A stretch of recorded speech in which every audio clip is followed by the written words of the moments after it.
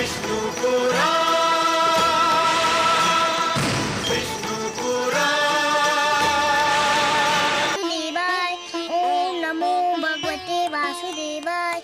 ओम नमो भगवते वासुदेवाय। ओम नमो भगवते वासुदेवाय। ओम नमो भगवते वासुदेवाय। ओम नमो भगवते वासुदेवाय।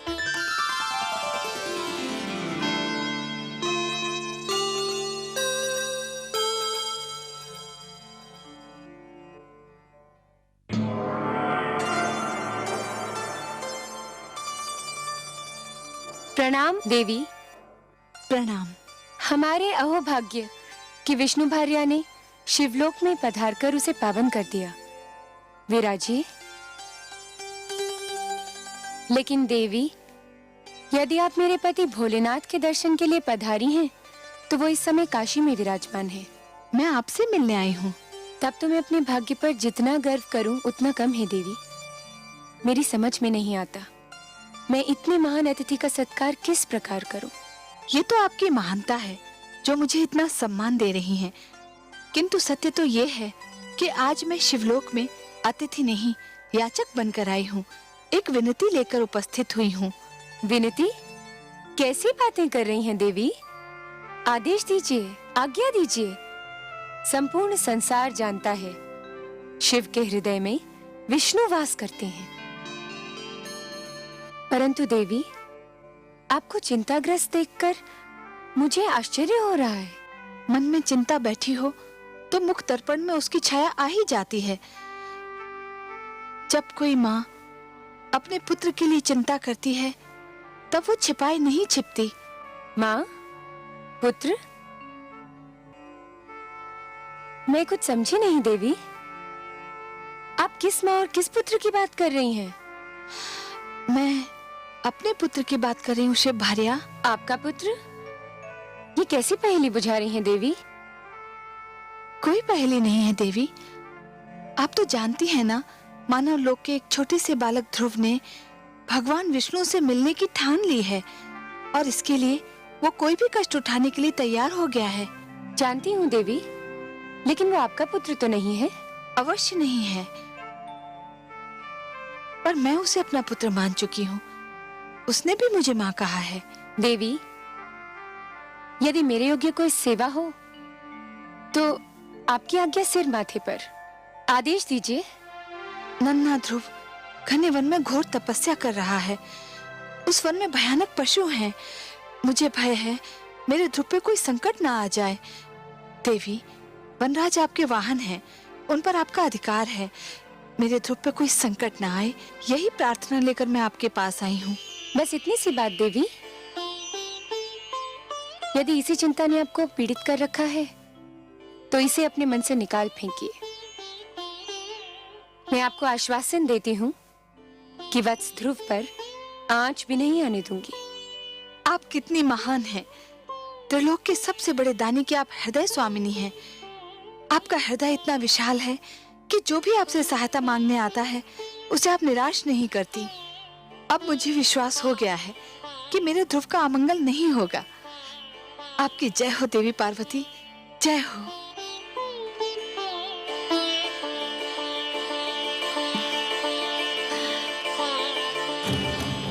भगवते वासुदेवाय। ओम नमो भगवते वासुदेवाय। ओम नमो भगवते वासुदेवाय। ओम नमो भगवते वासुदेवाय। ओम नमो भगवते वासुदेवाय। ओम नमो भगवते वासुदेवाय। ओम नमो भगवते वासुदेवाय। ओम नमो भगवते वासुदेवाय। ओम नमो भगवते वासुदेवाय। ओम नमो भगवते वासुदेवाय। ओम नमो भगवते वासुदेवाय। ओम नमो भगवते वासुदेवाय। ओम नमो भगवते वासुदेवाय। ओम नमो भगवते वासुदेवाय। ओम नमो भगवते वासुदेवाय। ओम नमो भगवते वासुदेवाय। ओम नमो भगवते वासुदेवाय। ओम नमो भगवते वासुदेवाय।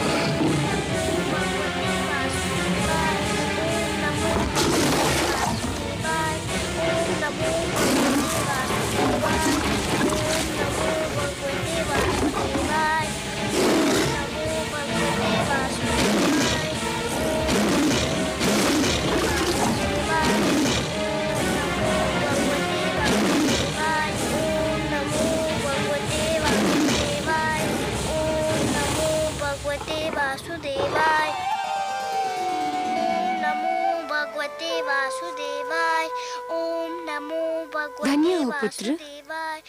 धन्य है तुम्हारी ये तपस्या, भगवते तुम्हारा ये विश्वास, तुम्हारा ये दृढ़ निश्चय। वासुदेवाय। पुत्र, तुम्हारी ऐसी तपस्या से तो बड़े बड़े ऋषि मुनि भी सीख लेंगे। तुम्हारा सदैव कल्याण हो, यही मेरा आशीर्वाद है। नमो भगवते वासुदेवाय। ओम नमो भगवते तुम्हें सदैव सफलता मिले पुत्र, यही मेरी कामना है। वासुदेवाय। ओम नमो भगवते सिंहराज, तुम यहीं ठहरोगे, पुत्र ध्रुव पर कोई संकट न आने पाए। ओम नमो भगवते वासुदेवाय। ओम नमो भगवते वासुदेवाय। नमो भगवते वासुदेवाय।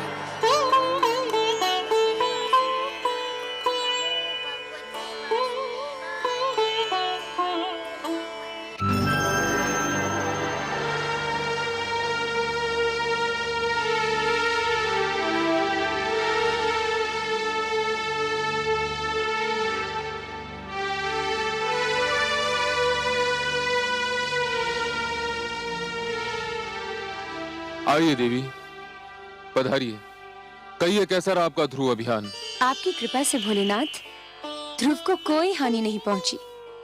वो बाल बाल बच गया। मैं सही समय पर वहां पहुंच गई थी। परंतु देव, मेरे आश्चर्य की सीमा ही नहीं रही ये देखकर कि बालक ध्रुव ने इतना सब कुछ हो जाने के पश्चात भी आंख तक नहीं खोली, जैसे कि उसे ज्ञान ही न हो कि वो किन संकटों में घिरा हुआ है। वातावरण से अनजान वो बालक आंखें मूंदे दृढ़ संकल्प के साथ मंत्र जाप करता रहा। इसमें आश्चर्य की क्या बात है देवी? ध्रुव का तो अर्थ ही होता है अटल और दृढ़ निश्चय। जो अटल है वो ध्रुव है, जिसे कोई अपने स्थान से डिगा नहीं सकता, वही ध्रुव है। कितने भाग्यशाली होंगे वो माता पिता देव जिनका वो पुत्र है। देवी, भाग्य की परिभाषा सभी अपने अपने ढंग से और अपनी अपनी स्थिति के अनुसार करते हैं। बालक ध्रुव के माता पिता अवश्य भाग्यशाली हैं, किंतु यह सत्य अभी तक उन पर विदित नहीं हुआ है। वे स्वयं को इसलिए अभागे समझ रहे हैं क्योंकि उनका पुत्र, उनकी आंखों का तारा उनकी आंखों से ओझल हो गया है। तनिक देखिए तो क्या दशा हो रही है उन बेचारों की।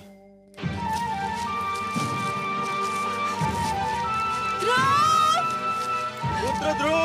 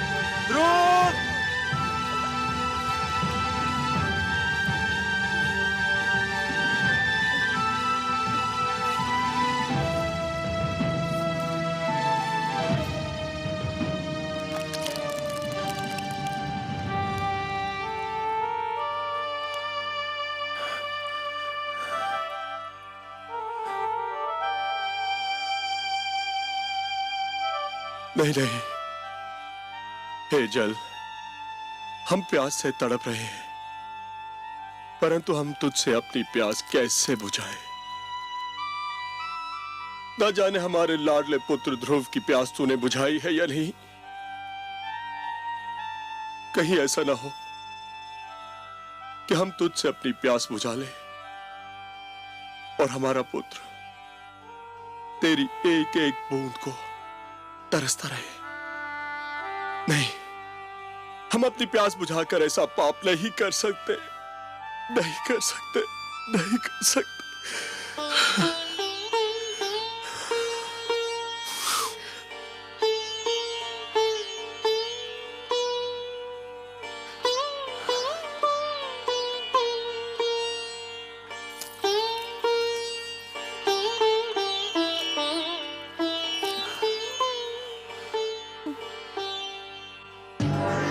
नारायण नारायण। देवऋषि आप, महारानी सुनीति, लगता है हमारे भाग्य जाग गए। आपके दर्शन करके तो हम धन्य हो गए। न जाने कब से हमारी आंखें आपके दर्शनों की प्यासी थी। आंखों की प्यास यदि बुझ गई हो तो अब आप जल से अपनी प्यास बुझाएं। जल ग्रहण कीजिए राजन, आप भी, और महारानी सुनीति आप भी।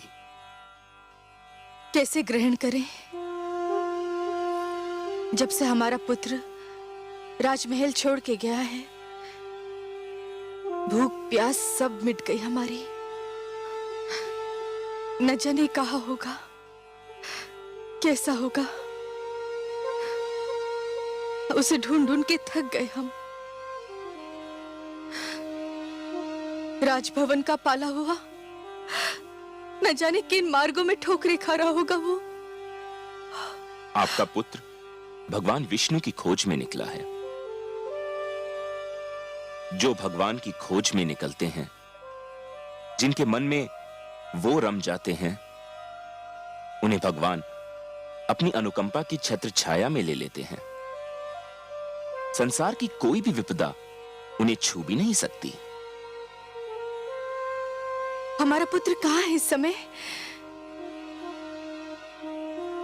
मैं ये तो नहीं बता सकता देवी, परंतु इतना अवश्य कह सकता हूं, वह जहां भी है सुरक्षित है। क्या हम उसे मिल सकते हैं देवऋषि? यह भी संभव नहीं है, क्योंकि ध्रुव भगवान विष्णु के अतिरिक्त किसी से मिलना नहीं चाहता। फिर आप उससे कैसे मिल सकते हैं? हे देवर्षि, क्या हम उसकी एक झलक भी नहीं देख सकते? नहीं देवी, यह भी संभव नहीं है। क्यों संभव नहीं? इसलिए क्योंकि उसे स्वयं भगवान विष्णु की एक झलक देखने की धुन है, इसलिए आप उसे देख न पाएंगी। मेरा परामर्श मानेंगे राजन? आज्ञा दे प्रभु। आप अपनी राजधानी लौट जाइए। यह संभव नहीं है देवऋषि। मैं प्रण कर कर निकला था कि लौटूंगा तो ध्रुव को साथ लेकर, नहीं तो मैं भी नहीं लौटूंगा। नारायण नारायण। महाराज उत्तानपाद, आप भी विचित्र प्राणी हैं। क्यों प्रभु? आपने तो मानो ठान ली हो कि जीवन भर वही करेंगे जो दूसरों के लिए कष्टदायक हो। ये आप क्या कह रहे हैं प्रभु? मैंने तो कभी किसी को कोई कष्ट नहीं पहुंचाया। किसको नहीं पहुंचाया? कौन सा धर्म निभाया आपने जिससे दूसरों को सुख मिले? मैं आपका कटाक्ष समझा नहीं प्रभु। कटाक्ष नहीं, ये सत्य है राजन। सबसे पहले आप पति धर्म भूले। आपने सुंदरता में अधिक रुचि ली, नीति को महत्व नहीं दिया। सुंदर सुरुचि को पाकर आप सुशील सुनीति को भूल गए। आपने पिता का भी धर्म नहीं निभाया। इसलिए आज आपके जिस पुत्र को आपके स्नेह की छांव में होना था, वह इस झुलसाती धूप में भटक रहा है। और अब अपनी प्रजा को कष्ट देकर आप एक राजा के धर्म से भी विमुख होना चाह रहे हैं। परंतु प्रभु, मैंने प्रजा को तो कोई कष्ट नहीं दिया है। कैसे नहीं दिया? राजकाज की बागडोर और अपनी प्रजा के हित को एक स्वार्थी नारी की दया पर छोड़कर आप समझते हैं कि आपने अपनी प्रजा को बहुत सुख दिया है। जो राजा अपने परिवार की समस्या में पड़कर अपनी प्रजा के हित को भूल जाए, उसे राजा कहलाने का कोई अधिकार नहीं है। एक सुंदर नारी की सुंदरता में आप ऐसा फंसकर भटके कि धर्म का मार्ग ही भूल गए? राजन, जब एक व्यक्ति भटकता है तो केवल वही व्यक्ति भटकता है, किंतु जब एक राजा भटकता है तो पूरा देश भटक जाता है, राष्ट्र भटक जाता है। आप सत्य कहते हैं प्रभु, परंतु मेरे लिए अपने पुत्र को भूल पाना संभव नहीं। मैं राजा अवश्य हूं, पर पिता भी तो हूं। यही तो वो सत्य है राजन, जो एक साधारण व्यक्ति से राजा की और एक राजा से साधारण व्यक्ति की पहचान अलग करता है। एक साधारण व्यक्ति के लिए उसका परिवार ही उसका संसार है, किंतु एक राजा के लिए उसकी प्रजा ही उसका परिवार है। और आप अपने परिवार को भूल गए हैं। अब भी समय है राजन, अपनी भूल का प्रायश्चित कर लीजिए, घर लौट जाइए।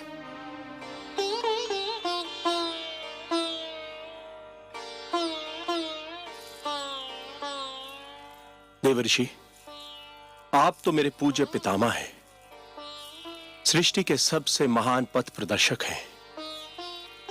आपने तो सदैव ही भटकों को मार्ग दिखाया है। आपने मुझे भी धर्म का मार्ग दिखाया है। मुझे मेरी भूल बताकर आपने बड़ा उपकार किया है। प्रणाम है आपको, बारंबार प्रणाम है। आपकी आज्ञा शरोधार्य करके मैं अपने परिवार, अपनी प्रजा के पास वापस लौटता हूं।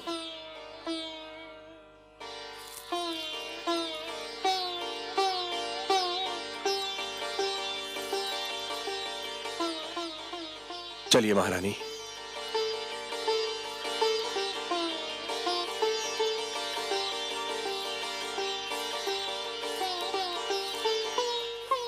चलो, माता पिता को तो सद्बुद्धि मिल गई।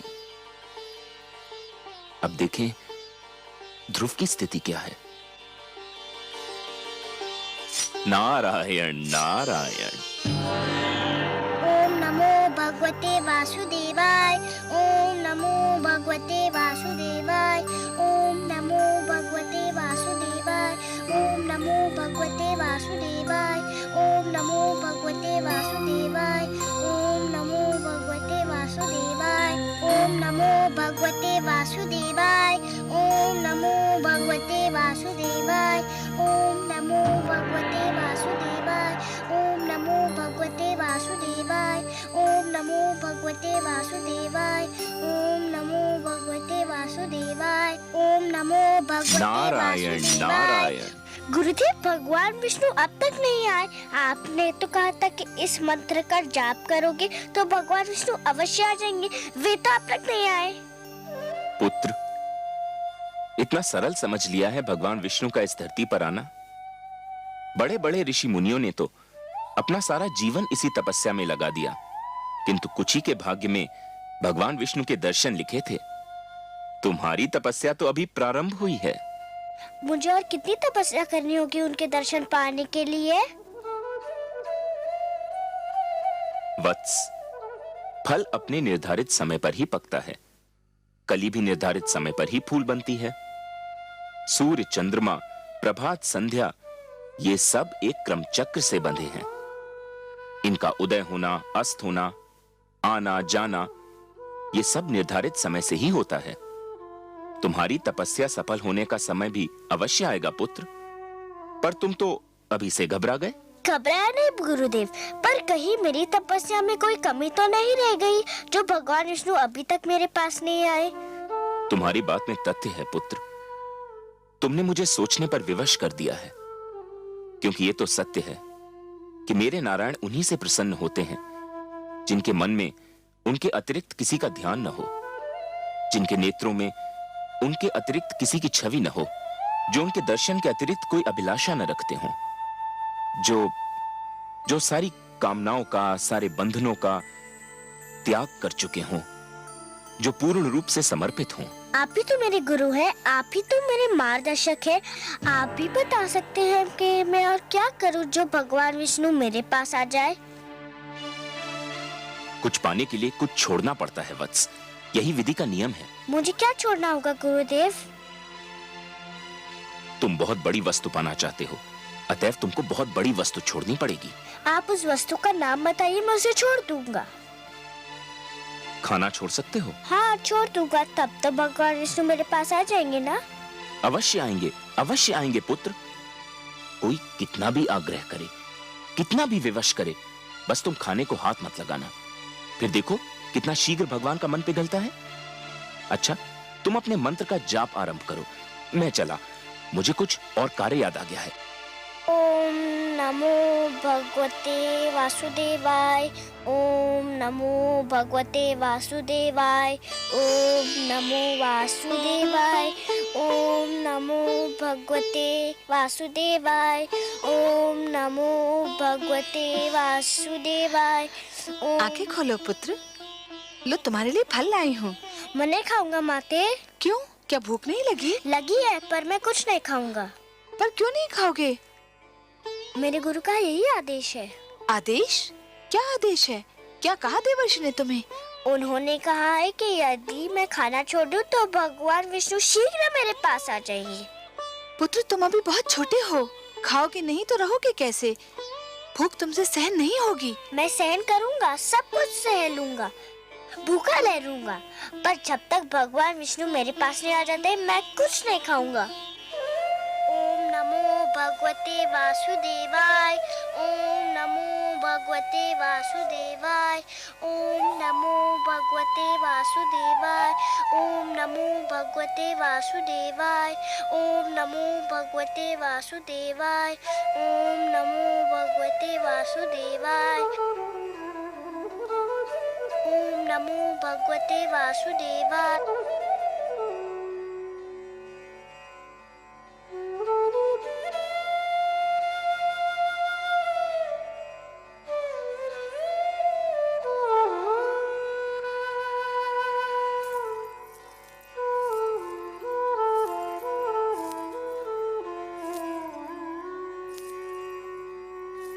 आपका मुख आपके मन का दर्पण है देवी।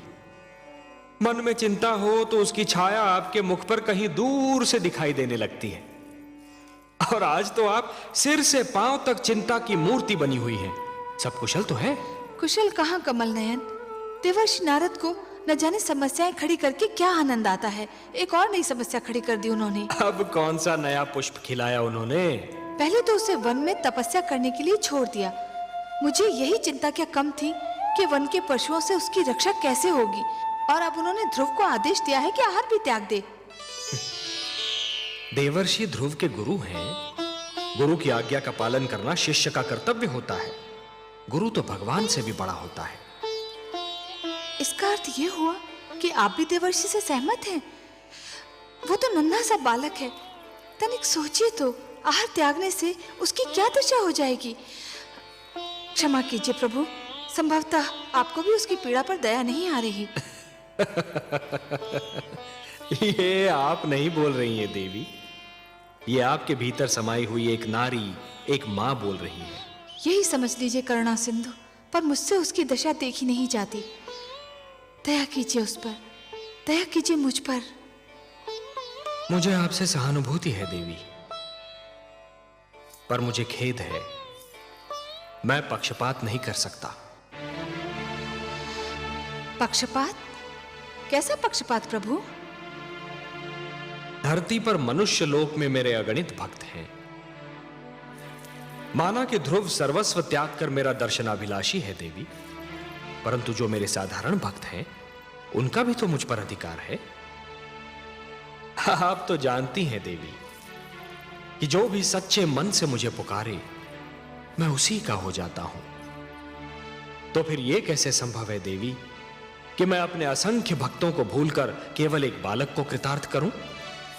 देवी, सूर्य अपना प्रकाश बांटते समय राजा के महल और दीन की कुटिया में अंतर नहीं करता। वर्षा का बादल मधुवन पर बरसता है तो मरुस्थल की प्यास भी बुझाता है। तो फिर यह कैसे संभव है देवी कि मैं अपने भक्तों में पक्षपात करूं? हे महादेवी, ये मत भूलिए कि ईश्वर भी ईश्वरत्व के नियम से बंधा है, और ईश्वरत्व का नियम है समानता। मेरी दृष्टि में समस्त मानव जाति समान है। मैं धरती पर जा अवश्य सकता हूं देवी, किंतु समस्त मानव समूह के कल्याण के लिए, केवल किसी एक के कल्याण के लिए नहीं। चाहे मेरा ध्रुव भूख प्यास से दम ही क्यों न तोड़ दे। मैं आपसे पहले भी कह चुका हूं देवी कि मैं विधाता के कार्यों में हस्तक्षेप नहीं कर सकता। मुझे आपसे सहानुभूति है, परंतु यदि विधाता ने उसके भाग्य में यही लिख दिया हो तो फिर यही होकर रहेगा।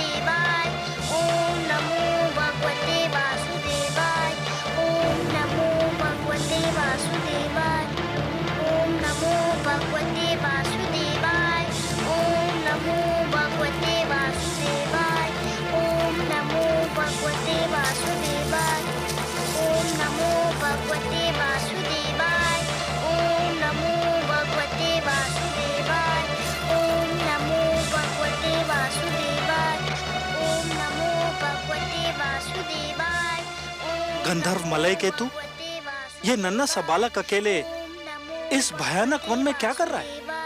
देखते नहीं गंधर्व राज चित्ररथ भगवान विष्णु के मंत्र का जाप कर रहा है। ये बालक अवश्य ही उनका मन जीतने का प्रयत्न कर रहा है।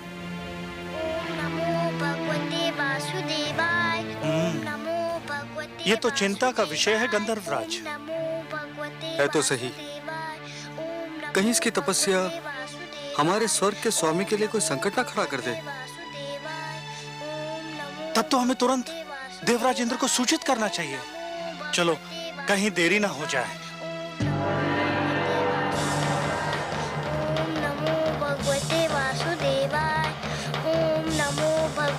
वासुदेवाय, ओम नमो भगवते वासुदेवाय।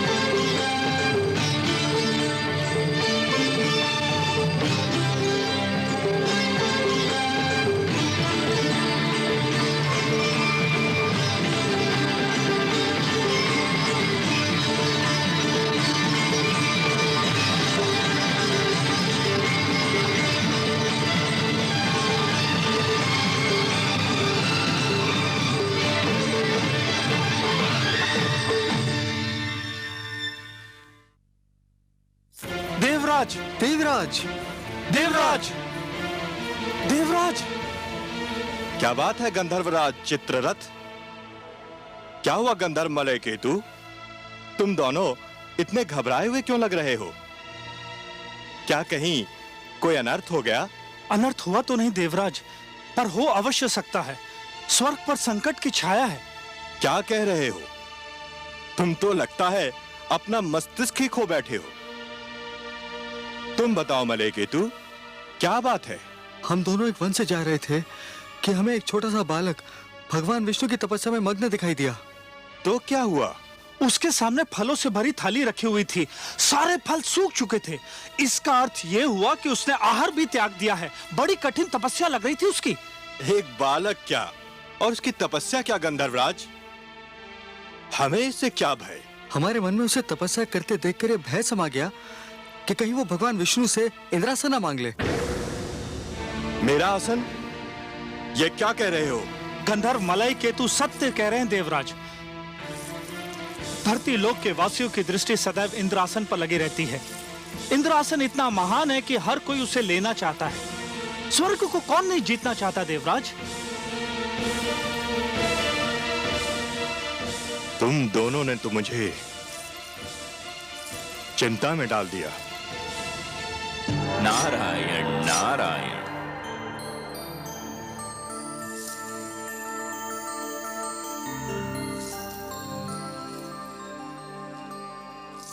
बड़ी शुभ घड़ी में पधारे आप देवर्षि। मैं सोच ही रहा था कि अपनी चिंता का भागीदार किसे बनाऊं कि आप आ गए। मैं आपकी कोई सेवा कर सका तो स्वयं को धन्य समझूंगा। आपको ज्ञात है कि एक बालक वन में भगवान विष्णु के लिए तपस्या कर रहा है? हाँ, मैं जानता हूं। उस बालक का नाम ध्रुव है। क्यों कर रहा है वो तपस्या? बड़ा विचित्र प्रश्न है देवराज। क्या आप किसी को तपस्या करने का भी अधिकार नहीं? परंतु उसकी तपस्या का कोई तो उद्देश्य होगा। तपस्या, साधना, भक्ति और आराधना ये व्यक्तिगत कार्य हैं देवराज। जो जिसकी पूजा करता है वही उसका उद्देश्य समझता है। आराधक और आराध्य के बीच आने का किसी को भी अधिकार नहीं। मुझे इतना भोला न समझिए देवर्षि। धरती के वासी स्वार्थ के बिना ईश्वर की पूजा भी नहीं करते। इस बालक का भी अवश्य ही कोई स्वार्थ है। मानता हूं देवराज, आप सत्य कह रहे हैं,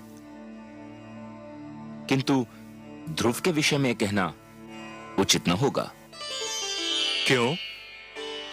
मानव लोक के वासियों के मन में साधारणतया दो ही प्रलोभन होते हैं।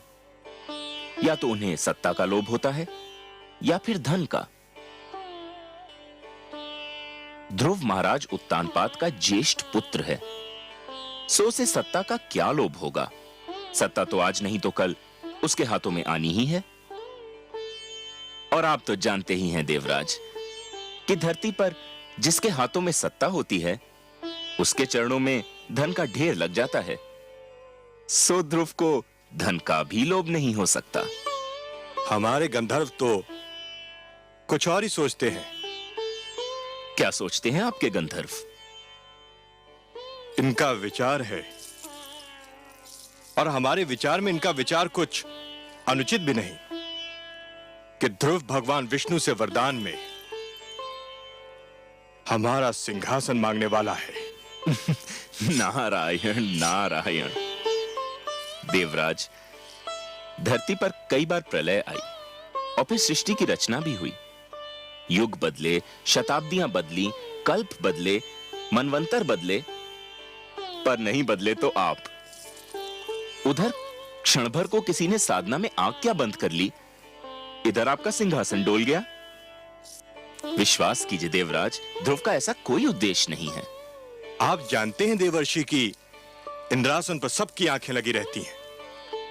पहले भी कई बार कई लोग इसे हथियाने का प्रयास कर चुके हैं। मुझे यही चिंता है।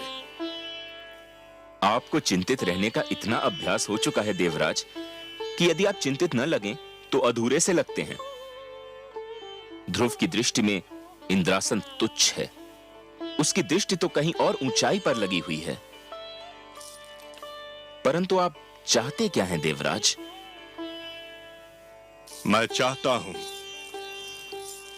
कि उसकी तपस्या में बाधा पड़ जाए, उसकी साधना टूट जाए। आप अपनी इच्छा के स्वामी हैं देवराज, किंतु इतना जान लीजिए कि ध्रुव के मन में जो सूर्य उदय हो चुका है, उसे विरोध की कोई भी घटा ढांप नहीं सकती।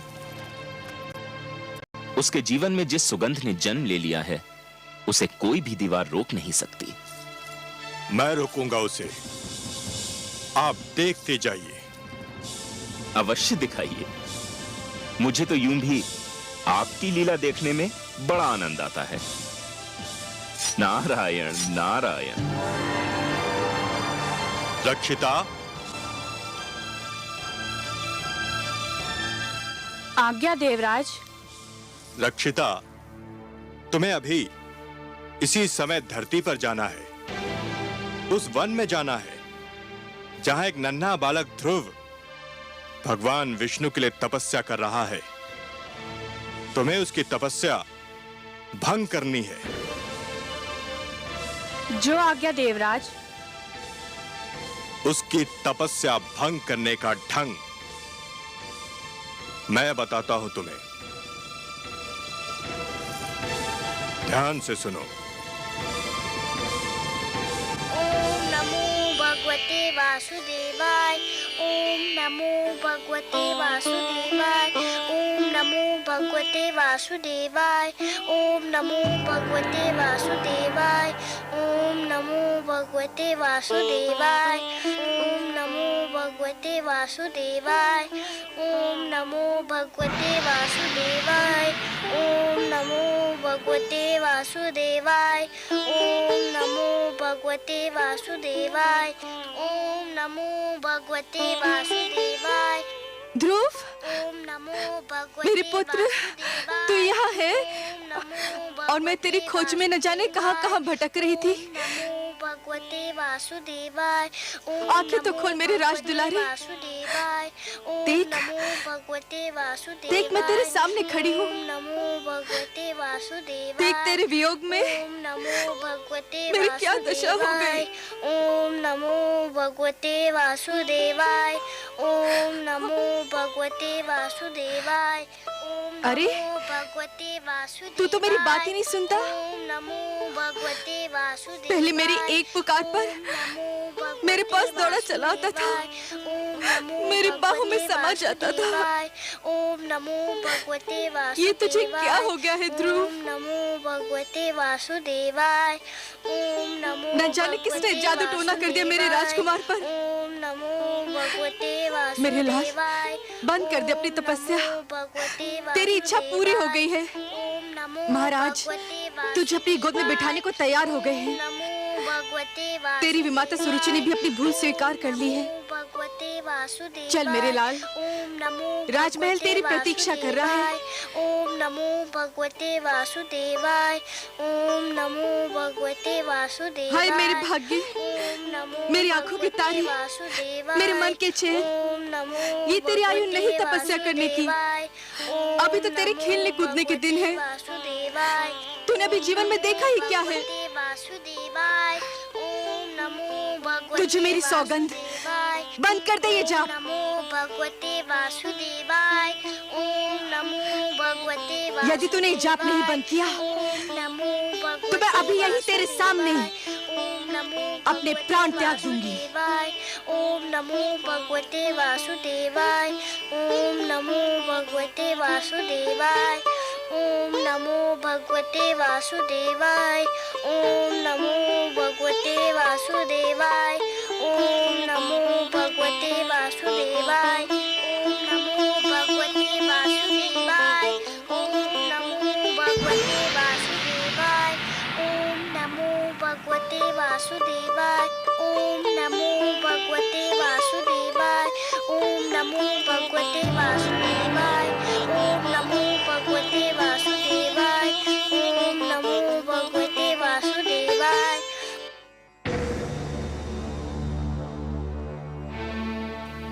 तुमने खाना छोड़ दिया है, यदि पानी पीना भी छोड़ दो तो भगवान विष्णु और भी शीघ्र तुमसे मिलने आ जाएंगे। ओम नमो भगवते वासुदेवाय। ओम नमो भगवते वासुदेवाय।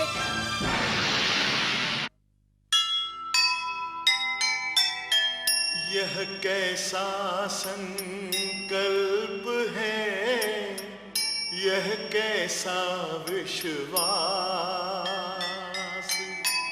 सब संकट सहती गई, प्रभु दर्शन की आस।